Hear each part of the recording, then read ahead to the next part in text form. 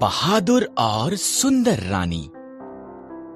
Esther फारस की रानी थी, यहाँ तक कि उसका पति राजा क्षयर्ष उसके रहस्य को नहीं जानता था। एस्तेर यहूदी थी।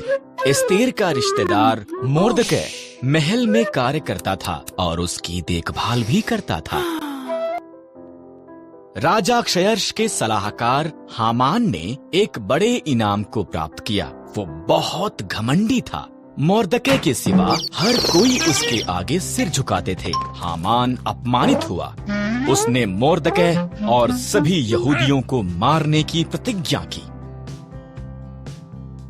हामान ने क्षयर्ष को बताया कि यहूदी खतरनाक थे और उन्हें मारना चाहिए। क्षयर्ष सहमत हो गया और उन्हें मारने की एक योजना बनाई। मोर्दकै डर गया था और रानी एस्तेर को ये संदेश भेजा, राजा के मन को बदल। मोर्दकै ने कहा, अगर मैं उसके निमंत्रण के बिना जाऊं तो वो मुझे भी मार देगा। एस्तेर ने जवाब दिया, शायद तो इसी पल के लिए रानी बनाई गई थी। मोर्दकै ने कहा।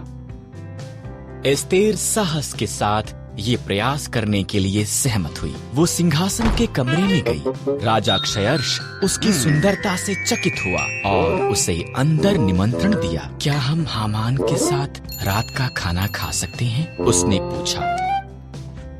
हामान उसके पिछले आंगन में एक बड़े खंभे का निर्माण कर रहा था। उसने इस पर मोर्दकै को मारने की योजना बनाई थी। तब राजा का निमंत्रण आया, इसलिए हामान रात के खाने के लिए महल में गया।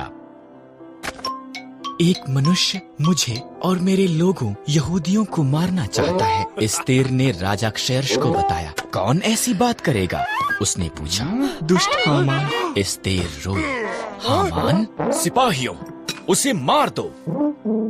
इस तरह हामान उसी खंभे पर टांग दिया गया जो उसने मोर्दकै के लिए निर्माण किया था। एस्तेर के कारण यहूदी बचाए गए थे। उन्होंने एक बड़ा त्योहार मनाया जिसका वो आज तक भी जश्न मनाते हैं।